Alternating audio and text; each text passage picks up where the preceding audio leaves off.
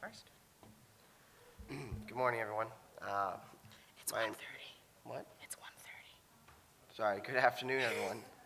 I'm not very good with time. The whole working a 24-hour shift every off and on just messes up your entire schedule. I'm sure some of you at least know that entire situation. Anyways, my name is, I'm Cody Brewster. I'm currently serving active duty with the U.S. Navy. What else, babe? What else about you? Anyways, like I said, I'm currently serving active duty. I'm stationed at Fort Meade, Maryland. I'm a cryptologic linguist. I've served for about 10 years, and I also grew up as a Navy child myself. My father was a Master at Arms, the Navy's version of police, for my entire time that I've lived and known him. I say that because he is my stepfather, but that's neither here nor there. So for me, it's the inclusion of family members, spouses, and those that have a strong connection and relationship to the military is very important. And I am Deja Joy Brewster. If you're a speaker or a sponsor here, I'm sure you've either seen my name or my email 1,000 times before this conference. I work for SVA as a program coordinator, and I am leading all of our diversity, equity, inclusion, and belonging initiatives, which is why this is obviously very important to me also. I am a military spouse. It has been a wild ride, as any of you could imagine. I have stopped and restarted degrees. I have lost a lot of money on credits that I wasn't able to take with me. I was about a year and a half into a PsyD program, and because we moved to England, I was not able to take that with me. And so that's about $60,000 to $80,000 that I lost from starting a program and then having to move to England and not being able to take those credits and restart somewhere else because there wasn't an accredited APA program that I could get into. So this is actually very important for me because military spouses, military children, military-connected family members, caregivers, and other military allies kind of serve and have their own ailments that go along with being military-connected. And then we have other student organizations also that may be military-connected and then might be nervous about joining something that says Student Veterans of America because they might not feel like they belong and they may have their own imposter phenomenon kind of going on within themselves. So we really wanted to open this discussion and kind of like involve you in the discussion also because one, I'd like to hear if anyone, like has anyone at their chapter been able to involve all facets of the military community?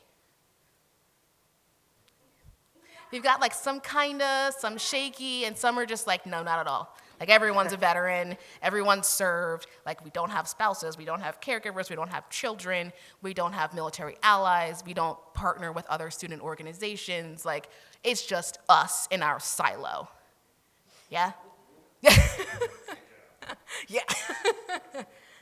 Completely understand, and we hear that a lot, and that's kind of why we really wanted to have this breakout and have this discussion with you all. So she said discussion a couple times, and that is what this is more. You'll notice there is no PowerPoint here. I think as many veterans, we've got enough of a PowerPoint overkill. Navy people, you know the GMT every year, PowerPoint after PowerPoint. So I really would love some participation, some talk back and forth here. So how many of you want to have a better involvement of military-connected students with your chapter? Okay, awesome. How many of you have ideas of how you think you want to kind of go about that? Is that kind of what you guys are looking for, is more ideas? Yeah, okay. So rule number one, if you have one, another will come. And this is because I will tell you, especially as a military spouse, I'm not going to anything military related if I don't have a +1 that isn't my husband. Because I want to be able to talk to someone that is going to be able to understand what I'm saying, just like you would want someone that's going to understand what you're saying. So if I'm going to an event that is heavily military focused, 9 times out of 10, I'm going to Allie, who is Jared's EA right now, and I'm like, hey girl, I gotta go do this thing and I need you to come with me. Because I don't want to be alone. And I'm sure many of us have that same feeling where we don't want to be alone.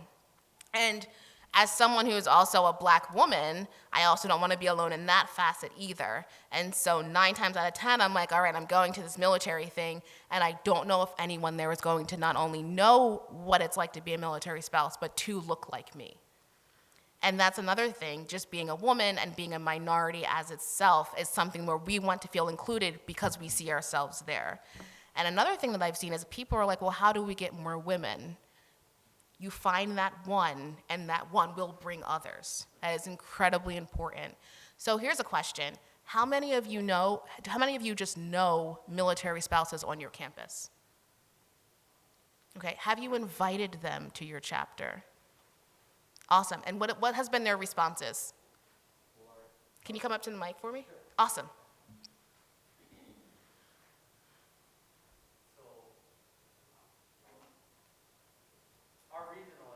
Advisor is a spouse, so she kind of gets our other spouses coming. So you're completely correct that spouses will get other spouses, or females will get other females. You know, that's how it works. But we've got I think we got 2 spouses in our chapter right now. We're restarting things, so it's pretty small right now. We're community college, but we have about 800, 900 veterans reported. But only about 5 or 6 show up. So which community college are you at? College of DuPage in Illinois. Oh, okay. Yeah. Awesome. So I don't know if you know this, but there is an SVA Illinois. Yeah. Okay. Yeah. Are you guys a part of that also? Yeah, we are. Beautiful. Yeah. Awesome. So also lean onto those chapter leaders and Okay. see if they can help you with really bolstering up those numbers at your community. Okay. Thank Awesome. you. So anyone else here have military spouses that have come to any of their chapter meetings or chapter events? Yeah? So I'm a surviving spouse. I'm going to do my semester from our chapter. Can you come up to the mic, please? You don't want to? That's I would say that's okay, but it's kind of not right now because they're recording and I don't have a choice. Yeah, what was your question? So with you being a surviving spouse, kind of can you give us a little bit of your, your experiences with being with your SVA chapter? Our SVA chapter, like everybody was really welcoming Awesome. and made it just made me feel comfortable to be there. My husband passed last year, so it was kind of a sensitive time, and it was nice to be around people who kind of like understood what I was going through. So it's a very big deal for me to be here right now. We're glad to have you Yeah, here. thank you. So just kind of to give y'all some ideas about when you're trying to get people to come in, just to have that support was really nice. Awesome, thank you. Want to talk about being a military kid? Anyone in here that is a military child as well? How many of you joined the service also? All right, just a side question. And it is quite often a fact of military legacies are built because we have that whole connection. It's what we like. It's what I liked, so that's what I did, right?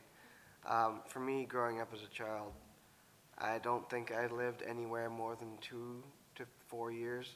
I think the longest I ever lived somewhere was probably 4 years in the very bottom of Texas. I'm sorry. It was hot. It was really hot. A lot of the time. But it's a lot better than the cold. I don't know about you, but my time in Maine was not exactly great for those of the military base children. Japan is awesome, though. Oh, you haven't been there. Sorry. Look, I'm trying to get there, but they took my station away. Anyone else have been to Japan? Because she keeps telling me about habusaki and chuhais. And I'm like, I haven't had one yet. I need one. Can't all be great. But So You guys should see what it's like at our house. It's worse than this. it really is. It really does run the gamut as a child, as a family member, of whether or not you're accepted or not. But the one constant is always, if you find another military member, well, for me, military kid, right? Or my mom, who would find all the other nearby spouses or related people to actually build a community. And I think that is could be easy to carry over into your chapter, into your college, because I couldn't imagine having gone away from home to a school and not knowing anyone, and I think like what was talked about with the imposter phenomenon on main stage the other day. I think that can apply as well, because you're out of your element. You don't know anyone. May not have been a service member. It's still different for you, but there's still a disconnect between you and the general population. So having the support will be it's a lot of help. It really is. I would also say, in the essence of military kids who do move around a lot, and really, trying to find roots somewhere is difficult for them. Like, I joke with him all the time, and I'm like, so, well, where are you from? Like, Don't ask me. and he's like, don't ask me that, because I don't know where I'm from. And I'm like, well, I spent my entire childhood in South Jersey. I still have friends since, from 5th grade. I've told him many times already. I have no idea what that's like. He has no idea what that's like. I can't imagine marrying your 5th grade friend. And whereas for me, I have my friend who does my tattoos, and she and I have been friends since 6th grade. And I'm 30 something now. I have one friend I knew in high school. That's about it. And Really? and I think that's another thing too, is really being able to build that community for them. So you have that community for military children, and really kind of and you being there as the military member, you also understand what it's like to move every few years, to pack everything up, and not really have that sense of where is home for me. And I think that also goes to talk about, some people, once they get into higher education, and they kind of stay there because that's their new home. And I think that's really important, especially for chapter leaders and chapter members, to be able to give our military-connected family members and caregivers that sense of home when they come into your chapter, and really being able to build that bridge together. So one question I want to put out there: what do you think when you think military connected? Because we know spouses, we know dependents, but military connected members of the community. What do you guys think about that? Who comes to mind? If anyone has something, go ahead. Hi. Other people that kind of come to mind are those people that, in another session they were talking about, that actually have care. People in the community, because I know for some veterans, they have nervousness about, civilians caring. But there are civilians that do care. Civilians that just decide to not give themselves knowledge a little bit about the military. I think allowing those people to also join, and also older vets. Sometimes they probably feel more isolated when they don't have any more benefits left, so they feel like they're on the outskirts because they don't have any more benefits. Thank you. Awesome, thank you. Does anyone else have any ideas? Go ahead. Yep.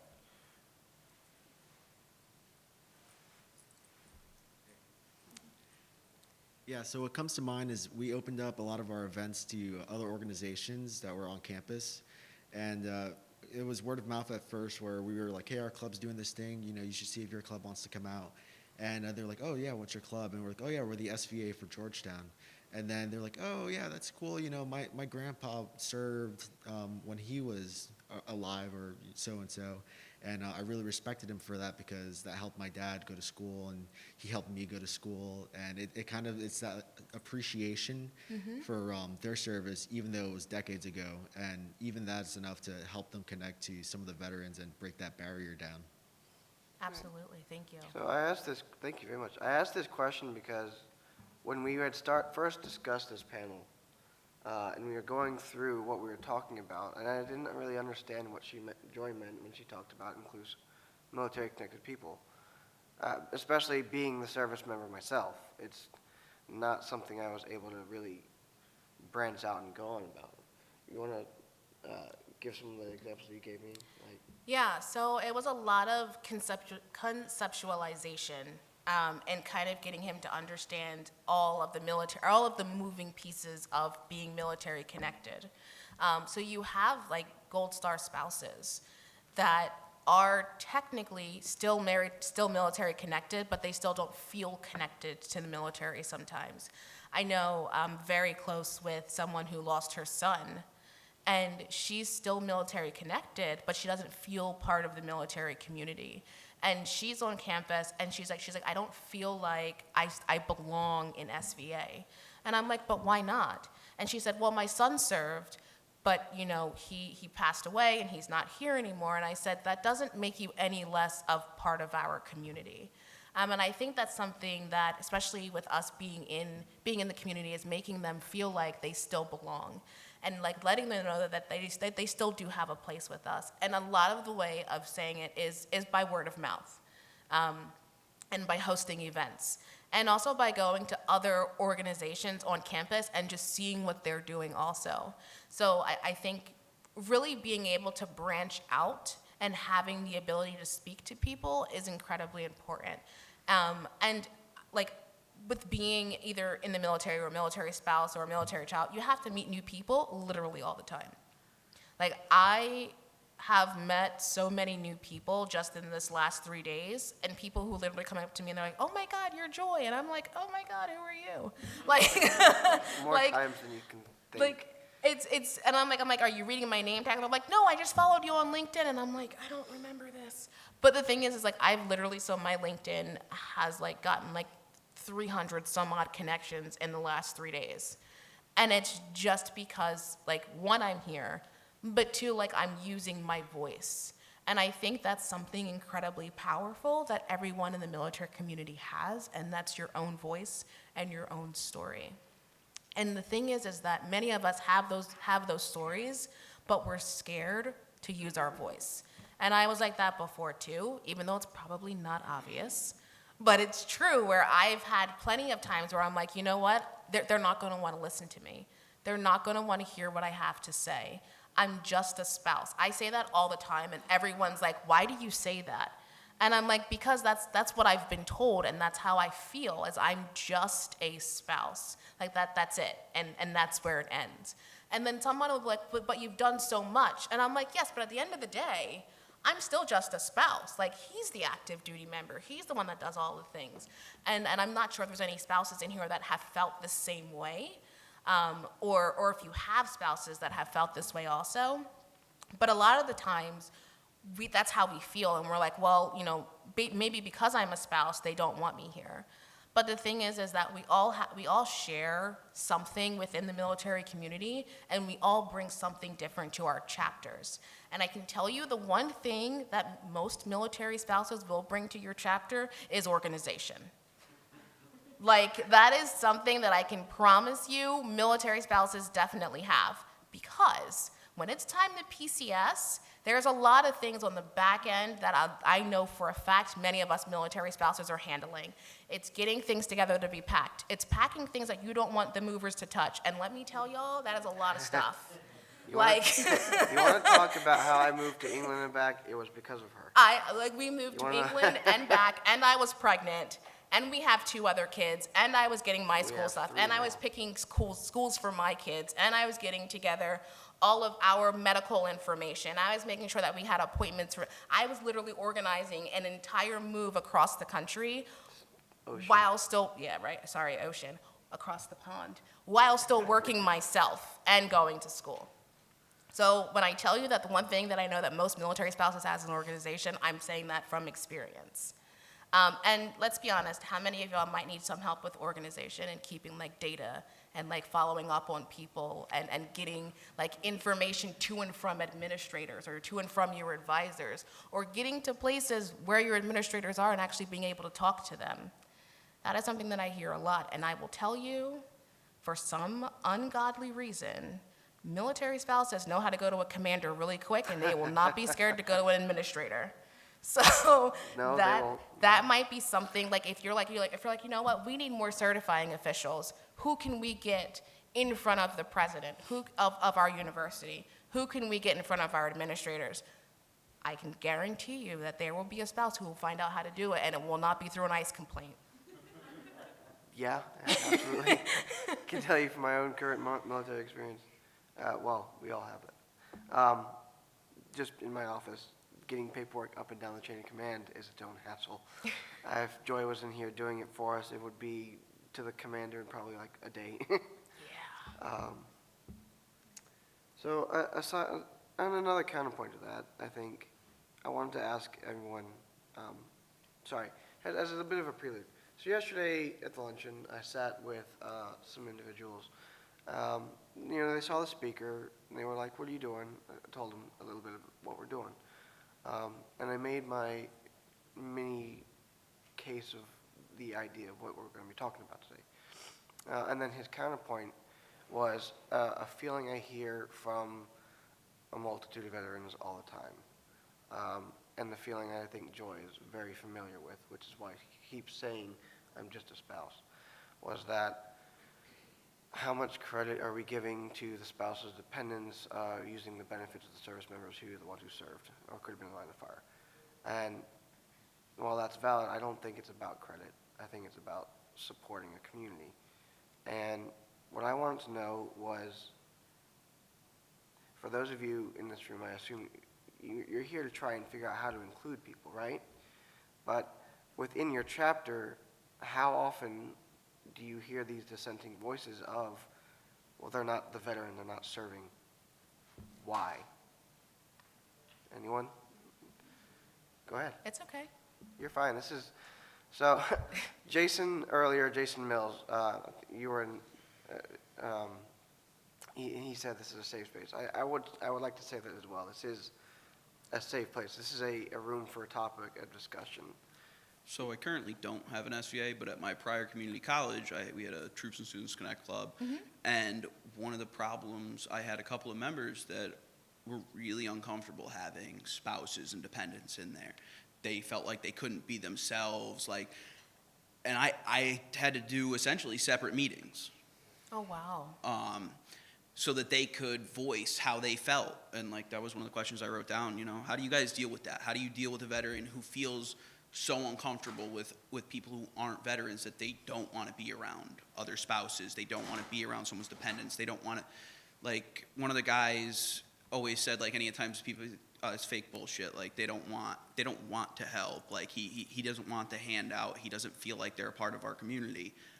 How do you cross that bridge? How do you get someone to, because they are part of our community, that's part of why we're all in here. Mm-hmm.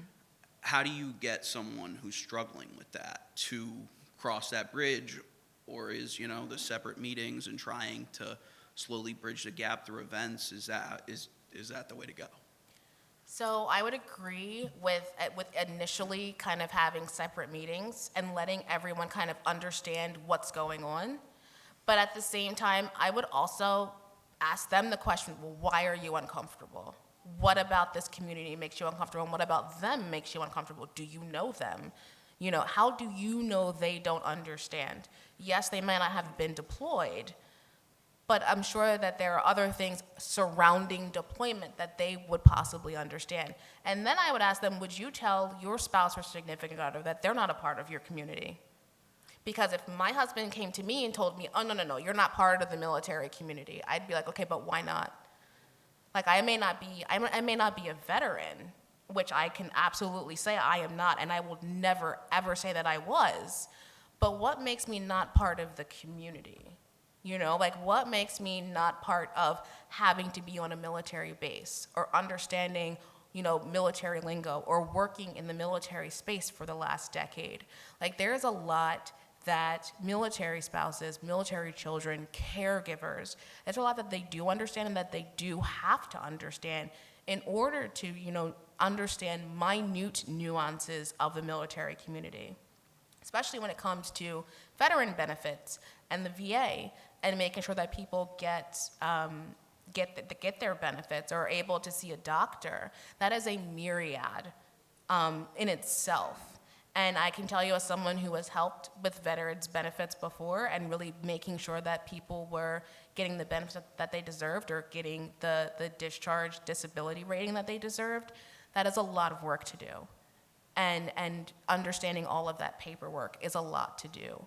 And understanding that, you know, this person is rated at a 20%, but that was an unfair rating, and they need to be at a 60 or 70 or 80 or whatever it might be. That is in itself is something that I know is definitely part of the military community, and something that, you know, your chapter could benefit from also. And so I definitely, you know, pose the question to them and say, what about this person or this community makes you uncomfortable, and why do you think they don't deserve to be part of our group? I've heard that a lot on the civilian side also, but I can tell you, does anyone know who Kevin Monell is before I say his name and you guys don't know who he is? All right, so Kevin is one of my counterparts on my team. And Kevin is the one that has been handling our Student Veteran of the Year, Chapter of the Year, Advisor of the Year, all of those awards that were given out. That was Kevin. Like, Kevin has been at the forefront of all of that, with the exception of the Tolly. That was me.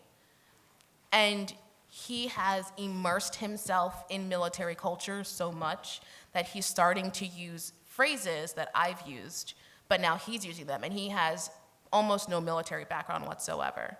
And I don't think anyone in his immediate family has served either. But he has become an advocate, he's become an ally, and he has educated himself so that he can be better for SVA, but for student veterans as a whole. And I think that's something that we should be allowed to let them do, is especially if they're willing to educate themselves. And I say this a lot in my DEI training also. Someone that's willing to educate themselves is someone that's willing to let go a lot of their own, you know, intermittent biases that they might have to help a community that they don't know anything about. Does that make sense? Awesome. Have anything to say? I had an idea, but you know my ADHD. Go ahead, sir. How you doing? Elliot Coriel, University of Illinois, Champaign-Urbana. Hey. So we're trying to rebuild our SVA. COVID killed it. You know, we're trying to get a lot of people in. We've learned through a lot of our numbers. We have a lot of grad students. Mm-hmm. So that tells me, you know, they've already got families. They're trying to do everything else. How do we get those families out to us to help, you know, put them together, you know, have families together, you know, military families together, doing things together and everything else. We're trying to make that community bigger, work that way to improve the whole SVA overall. Because I know there is multiple components to what an SVA would be. Because you have your single sailors, you know, because I'm, you know, 20-year Navy. You have your single guys, you have your single girls. You have your ones with families. You also have different age ranks and everything, age ranks, you know, all over the place. What are the things that families want to see from us? You know, what can we bring? How can we bring them out? Well, speaking as a dad, really, what kind of events have you guys got? Like, We haven't really had any. We're trying to come up with funds right now. right, exactly. Well, part of these events can also be fundraisers as well. Or have you looked in? You can look into your local community for other veteran organizations to partner with. I'm actually a Legionnaire myself. I'm part of Legion Riders as well, and one of the things they do is they like to raise money for. They do different things, right, at the Legion, and we tried to partner with my local post as well to get SVA connected. Turns out Jared himself is already a Legionnaire. Yeah. So we got even better connections there. But I think if you just look into some partnerships, as well as maybe brainstorm some sort of family events or child-friendly events to try and invite and bring people in, that might be a good groundwork to start with. What do you think? Aside with that, something that we're planning at the Legion right now is a movie night. And so what we're doing is because the Legion has its own post, and so on one side of the post, it's going to be the kiddos, and they're going to be able to watch a movie, and they're going to have snacks and all other stuff. And then on the other side of the post, the parents are still going to be there, but they'll be able to watch like a football game or whatever's on TV and have a drink. And so that way, you're bringing out the entire family into one space. You know, they pay like $5 or $10, and then they're able to sit there, and then they don't have to pay for a babysitter, because babysitters are expensive on top Oh of my God, childcare. so expensive. Like, it is ridiculous. Okay, we have an 8, a 5, and a 1-year-old at home. My grandmother has been watching them, bless her heart, because if we would have gotten a babysitter for the whole time that we have been here, It'd be about it would have been about $2,000 on top of everything else we've had to pay for since we've been here. So especially, I think anyone with a family, or those spouses and dependents or connected family members that have a whole, tribe, family group, somewhere where they can go to just not just network, but just be relaxed. And not be Not have to parents for a work. little bit. That is definitely a big thing, I think, especially for us. Yeah, and I think the other it's one- thing is that we're also hosting singles nights for those people who are single. So like the Legion will have something, we'll bring in our single student veterans and then they can intermingle. But then we'll have something separate for a family night. And then we might have like a picnic where everyone comes, or like a car show where everyone comes. I highly, highly, highly suggest partnering with either your Legion or your VFW. Because they host so many events, they have so many opportunities for kids and for families that it literally makes the work, all you have to do is bring the people and they can do everything else. It is literally that easy. And, disclaimer, I'm a Legionnaire. This isn't a Legion pitch, right? But at the same time, they do have the auxiliary as well and the Sons of the Legion, which are their own separate but connected organizations. Joy here is a member of the auxiliary for all the... Total pitch. You had to It's not a pitch. I'm just trying to make the connection between family and, and they the want veterans more themselves. SVA members. Go ahead, ma'am. I just wanted to help pitch in because, but before I do that, I want to introduce myself. I'm Kiana Vertiska. I'm the Public Affairs Officer with Old Dominion University chapter. Oh, we talked to you on Facebook. Yes. Nice to meet you. Nice to meet you. But with also being a child dependent, my mother being the active member, just to help with including that dialogue with amongst veterans and other dependents or those who are just did not serve, and getting more engagement. Also, definitely think of social media. We're all interconnected, and I know, understanding not everybody is social media savvy or content creating, but there are resources to help you. Canva, which is free, they provide templates, so you don't have to be super creative. If that's not your forte, you just input your information on there. But definitely looking that out, and just of course bringing that dialogue in, and just even if it is having dependents that help provide their experience, because not many people think about it, but dependents and even spouses, they sacrifice too. It's not just the service member that makes sacrifices, because they're the ones staying at home worrying about their loved ones that are either deployed overseas or just away, especially, like, for example, my mom was attached to the Stennis because she's Navy, and with her being a single parent as well, my sister and I were away from her because we stayed with our grandparents because they were the only ones that were able to take care of us at the time. So there's a lot of aspects going on, and especially with, having 2 meetings is good, but that doesn't allow you to have that camaraderie and inclusivity, especially if that's what you're wanting in a chapter.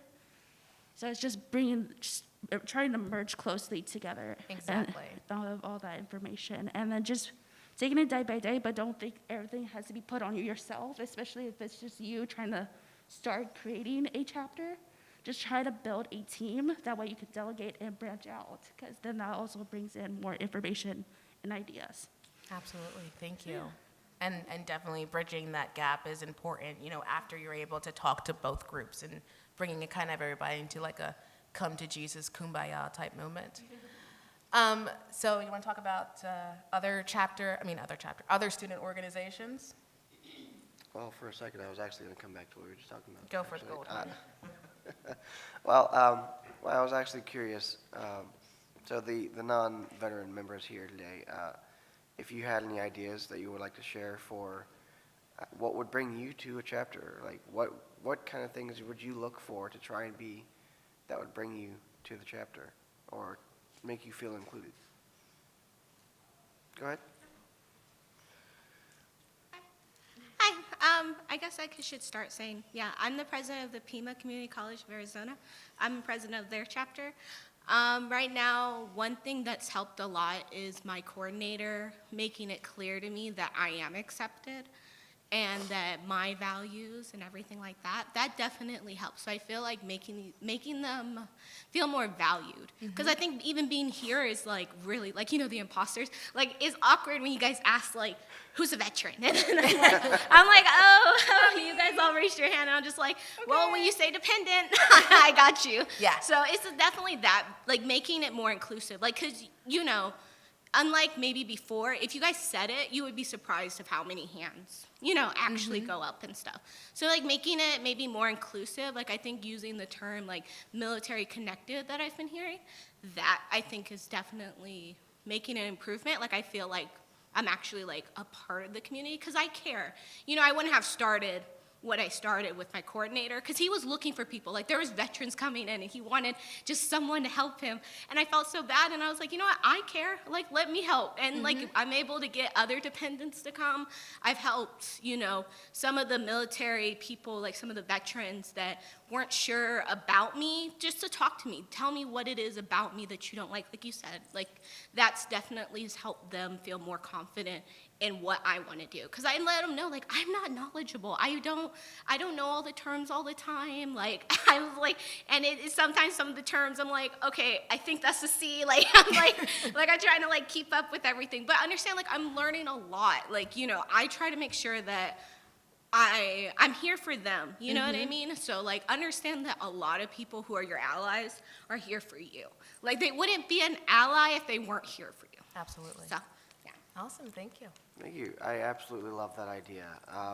Because, again, back to what we were talking about when I was trying to figure this out, what she talked about military connected. Because you say the word spouse, that's very specific. You say the word dependent, I think, well, for me specifically, I think children. It can be, you know, adult dependents, but that's specific, right? So I think maybe, what do you think? Using that verbiage of military connected would be a much better start changing the inclusivity of the culture. So how has it been getting to your military connected students on your campus? Has that been a struggle? Yeah? So when you were doing, if you remember, doing your application for your school, is there a question on there that says, are you a spouse, are you a veteran, or are you military connected? Some are saying yes, some are saying no. All right, so I see some that say, are you a military veteran? Because that's going to specifically ask if you're going to use GI Bill. Because of course they want their money. Make sure that gets deleted. And then there's some that'll ask if you're a spouse because you can access, you know, yellow ribbon or whichever, or if you're a dependent. They'll ask that too. They don't ask about caregivers. You know, they're not going to ask about grandparents. If you know, someone's going back and their grandchild or whatever, or their grandfather was in, they're not going to ask about that. Like, they're not going to ask about parents. They're not going to ask you if your child has served in the military. You know, like those are questions that leave out a vast majority of military-connected persons. So my challenge for you is to go back to your campuses and get them to put, are you military connected in your application? And then break it down to, are you the veteran? Are you active duty? Are you Guard or Reserve? Are you a spouse? Are you dependent? Are you a caregiver or other? So that way, when you guys get that information and then you have that data, it'll ask them to send it to your advisor. And then your advisor can specifically tell those students, hey, we have an SVA chapter that is for all military connected students. Do you want to join? This is what we do. This is what we have for families. This is what we have for our veterans. This is what we have for single veterans. This is what, and then that way, not only does your school have the data, your advisor will have the data, and then it's easier to really get to people, find them on social media, creating your own either LinkedIn group or Facebook group. Getting that on your application is going to be the gateway of getting to all military connected students. Does that make sense? It might be a little difficult, but y'all can do it. So just want to know if you wanted to mention your initiative because for the, Not yet. no? No, All no, right. that'll be in August. Yes, That's later, sorry. that's in August. You gotta wait for that. Gotta be there in August. That was a long walk. I'm sorry. Looked like it. Rob Bresson, I'm Bryant University. Formerly over at CCRI, I was the chapter president over there, and now I'm currently the treasurer. And I got to tell you, if anybody's the treasurer in here, I'm really sorry for your job because, oh my God. Anyway, so I have a couple of, I have one question. Now, formerly at CCRI, what we used to do was all of the leadership team, they had full control over the application itself and the forms. Nice. So instead of having, to go to anybody else and change anybody else, so that's what I would highly suggest is like getting control over those forms through like Google Docs or Microsoft Forms, whatever. But we only had three like very simple questions. One was, are you a veteran? And then the service branch that they were connected to. Military connected. I think we said spouse or dependent, to be honest with you. I didn't think we said military connected. But then we also said other, for the grandparents and aunts, uncles, and what have you. And we were able to capture a lot of people that way. We also used to do a lot of the club events. So we'd set up a table, do all those club events. We grew our membership just by using the other category, independents. I don't even remember how many. We had the highest number of members that the school had ever had in the history of the chapter, which was wild, but it only lasted for the semester. Because then COVID hit, and then it crashed over there, and then we moved on. Well, I moved on anyway. Currently, we don't have access to that forms doc. We're still working on that one, but we have a lot of things that we're trying to plan to get active engagement. Now, we're only less than 1% of the population, the student population over at Bryant University, so that's a really difficult sell. We've done Veterans Day events. We've met with the president of the college several times. We've also met with the Center for Diversity and Inclusion to try to get them on. Of course, they all say they're on our side and they're trying to help us. My question is do you have any suggestions as to how else to reach the regular student body other than, like setting up at tape? Because that's what we do. We set up tables constantly. The people who we do talk to, they are very interested and they try to help. We're also, right now, we're trying to put on a PFT over the springtime in conjunction with the athletics department. So, and we're working on getting the National Guard, the local National Guard to come in and sponsor it and whatnot, and then have prizes. But that's a very difficult thing. And then the only the question, another question I have is, does SVA currently have any plans to include a military connected member of the year, by any chance? So, that's a good idea. You're welcome. And that has not, I like that idea a lot. Oh. My head is spinning right now. That is never good. Poor Abby. That's her VP of So programs. Abby is Veep. Poor, okay, well, gonna have to delete that too, Mr. Cameraman. So we don't have anything in the works for that right now. However, I'm gonna work on that. Because the thing is though, that's gonna, listen, I'm gonna work on it. I'm gonna figure it out because that's what I do. As far as getting yourself in front of more people and getting more engagement, one thing, I don't know if your campus does this or not, but during the admissions process, or if people are doing campus tours are a good way just to get students that are interested in coming to your university. And if you have pamphlets that are for your SVA chapter, getting those into those folders that they make to send out to students, or getting your logo in your in whatever that they send out, and hey, this is what this college is. They have the whole listserv from people that need to take their SAT or whatever. See if you can get your logo in there. That would be helpful also. I think those are two ways that I've seen some people do it. We've actually gotten onto they do two different types of orientations, one for transfer students and one for brand new freshmen that come in. So we finally got onto the talking points for the freshmen. Nice. Not necessarily for those transfer students. That's where you want it though, the non-traditional students, definitely. Yeah. We're in development of a podcast with traditional students right now and non-traditional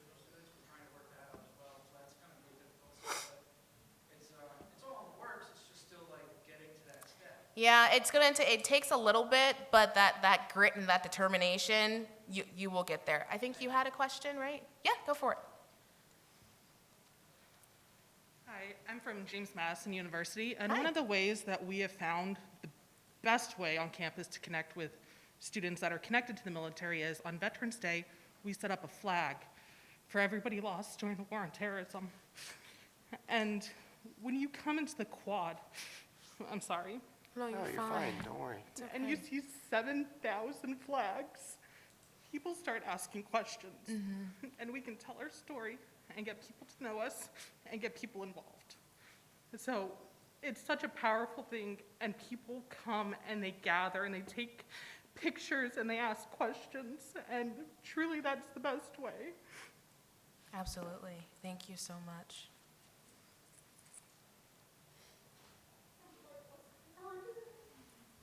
Thank you very much for sharing, ma'am. I will also echo that. I'm not sure if any of you here are from American University, but I went to AU and I put flags down also, and it was an experience for me also. And I've laid wreaths at Arlington. I have a few friends that are at Arlington. I have another friend who's down in North Carolina. And so I absolutely understand. I don't know if you guys know this, but yesterday when Fatima was doing the POW MIA, I am like sitting in the front row and fighting not to cry in front of her, because I'm like, I know if I start crying and she's looking at me, she's gonna cry too, and I don't want that to happen. But I understand 1,000% that those shows of just empowerment can honestly bring in a lot of people also. I mean, we were putting out flags and people walked over, asked us what was going on, and then asked if they could help. Like they had no idea what we were doing. Like they were like, oh, we saw the signs around campus, but we didn't understand what was going on.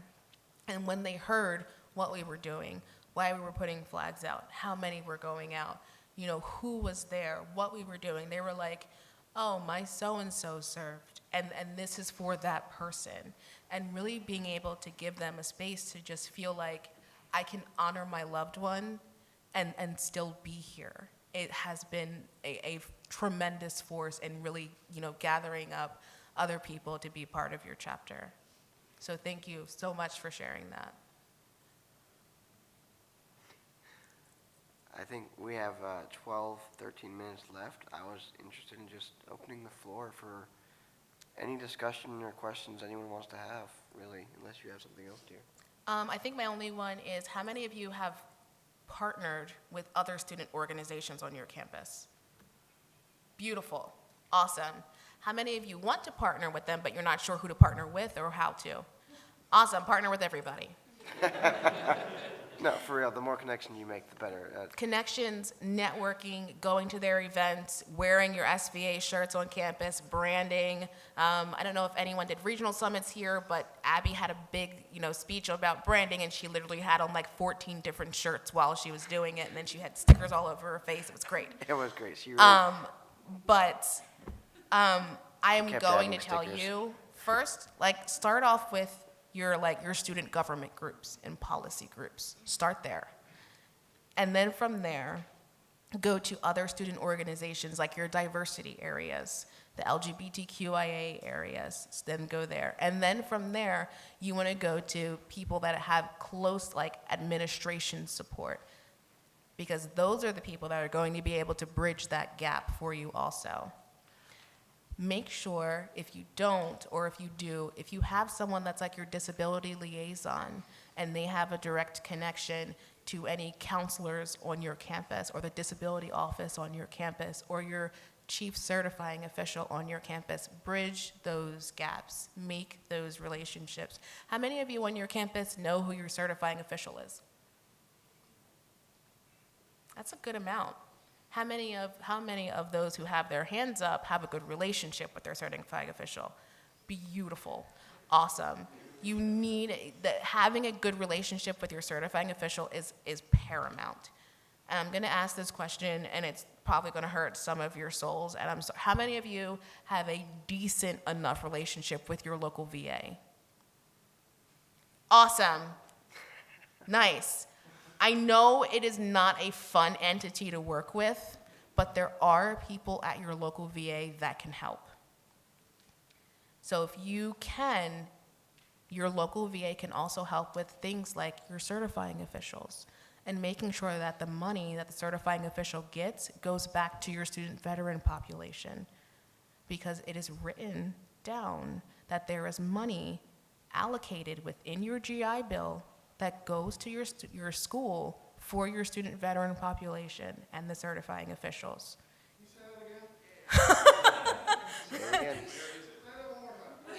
So how many of you has actually seen like the GI Bill like bylaws and stuff? Okay, so we have one person that's read it. The GI, so each student that is working on GI Bill funds that goes to a university comes with allocated funds for the student veteran population and the school certifying official. How many of you knew that before this? Okay, that's 1, 2. 3, 4. That's about it. I love this face of like, are you kidding me right now? It's beautiful. You look so shocked, and I'm sorry. Do you have a question? Yeah, you. Yeah. No, I know about it. I mean, it's $15 or $16 for every student that you certify through the GI Bill. I mean, I certify over 850 students at our university, so I mean, it's a big pot of money that we get. But it's very specific on how that fund can be. Very specific, yep. I mean, it tells you exactly in the regulation how those funds are used. The thing is that I've seen some places kind of skirt by that by having a school certifying official, but it isn't their first job. So it can't be like a job next to like being a registrar. Like you have to specifically, I believe you specifically have to be like a CSO. Is that correct? Well, the funds come through the universities directly from the VA based on the number of students that Correct. you certify. Mm-hmm. So, for example, we have 2 certifying officials. We certify about 850 a semester. Nice. And so those funds come directly to our office. Beautiful. I mean, obviously, that's a significant amount of money. Absolutely, and I know schools, I had ODU in here earlier who told me they had something like 5,000 military-connected students that are on the GI Bill, and I was like, you get what? And they have 1 certifying official. No, 2.5. One is a trainee, so yes. Oh, so 2.5. And I was like, you what? Like, I was like, this cannot be serious, and they were absolutely 1,000% serious. So, you absolutely need to have as good as a relationship with that administration as you can, and then that's also going to help really bring in people to your student veteran organizations also. I also will plug this. If anyone has seen Jennifer from AU, she will also tell you that her school is called the Military Connected Club at American University because, and granted it is an SVA chapter and they are certified under our SVA logo, she still wanted to make it for all military connected students and military connected students from overseas, because she has someone that's in her chapter that was in the military but in a different country. So that's something else to think about. So you are more than welcome to rebrand your chapter if you would like to, and then still fall under SVA. That's absolutely up to you. But that is one way she's been able to pull in other people also, is she has the Military Connected Club at American University, which I thought was a phenomenal idea. So any last questions or comments? Yeah, go for it. Does that GI Bill funding, that concept, does that also apply to VRE, voc rehab? I am not sure. Just GI Bill. I was like, I don't think it does that one, but I didn't want to talk out of turn and not know the right thing to say. Just like everyone at work. Do you know the answer? Don't say anything. Don't say anything you I will don't find know. out for you, though, Chief. No, Chief, I'll find out. I did have one question. I didn't even ask it earlier. Go for it. Is there anyone else here that is or is in their chapter that is active? Like active duty? Yeah. Because Oh, nice, Georgetown. Huh? I heard that right. Did you say that you have anyone in your chapter that's active? Oh, Yeah, in your yeah. chapter or here, like active guard reserve? Yeah, I thought you meant. Nice. Nice. Awesome. as a final thought, that's another way to try and bring some people in if you like. Because I know a lot of us are either remote or not a full-time student because of our service and work requirements, but we still love that camaraderie and community. So having people at the school to help us navigate the education system, especially those of us who joined right after high school and have no idea what we're doing, which I'm sure many of you are already perfectly familiar with, would be a lot of help. Yeah. Well, if you guys don't have any more questions, we can give you back 6 minutes. If you do, we're up here. You guys are more than welcome to come up and talk to us. Thank you so much. Thank you.